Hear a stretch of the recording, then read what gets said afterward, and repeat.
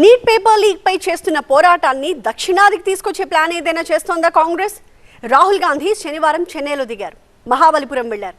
అక్కడ నీట్ అగ్ని రగిల్చారు.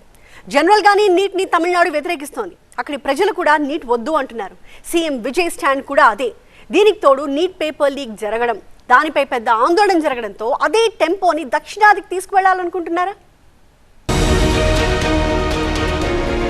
Parliament sessions లేని సమయంలోనూ నీట్ ఇష్యూను వదిలిపెట్టడం లేదు కాంగ్రెస్ అగ్రనేత రాహుల్ గాంధీ.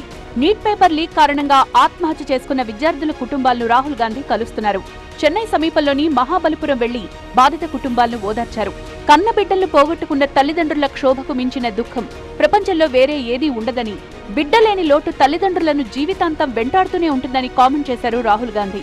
పదే పదే పేపర్ లీక్ కావడం, పరీక్షలు రద్దవడం, విద్యార్థులు పడిన కష్టం ఒక్క రాత్రిలో బూడిదవడం, ఇవన్నీ విద్యా వ్యవస్థలోని లోపాలను బయటపెట్టాయన్నారు. విద్యార్థులతో నిజాయితీగా ఉండని ఒక వ్యవస్థలో విద్యార్థులు మాత్రం నిజాయితీగా కష్టపడాలని కోరుతున్నారని పెద్ద స్టేట్మెంటే ఇచ్చారు.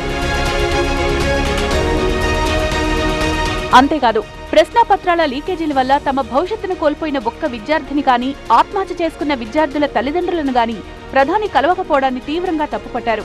విద్యార్థులు, వారి కుటుంబాలు పడుతోన్న వేదనను కేంద్ర ప్రభుత్వం పట్టించుకోవడంలో విఫలమైందని రాహుల్ విమర్శించారు. ఇక యువతను క్షమించేశాను అంటూ ప్రధాని మోదీ పెట్టిన వీడియోపైన రాహుల్ మండిపడ్డారు. విద్యార్థులకే క్షమాపణలు చెప్పాల్సింది పోయి ఆ విద్యార్థుల్నే క్షమించేశాను అని చెప్పడం ఏంటని ఆగ్రహం వ్యక్తం చేశారు.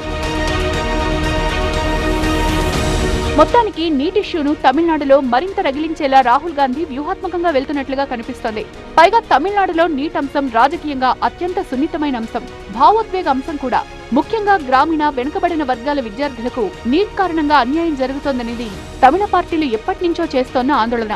+2లో వచ్చిన మార్కుల ఆధారంగానే అండర్ గ్రాడ్యుయేట్ MBBS కోర్సుల్లో ప్రవేశాలు కల్పించాలని కోరుతున్నారు. సరిగ్గా ఇదే సందర్భంలో నీట్ పేపర్ లీక్ అవ్వడం, కొందరు విద్యార్థులు ఆత్మహత్య చేసుకోవడంతో తమిళ ప్రజలు కోరుకుంటోన్న యాంటీ నీట్ ఎగ్జామ్ తుట్టెను రాహుల్ గాంధీ కదిలించినట్లయింది.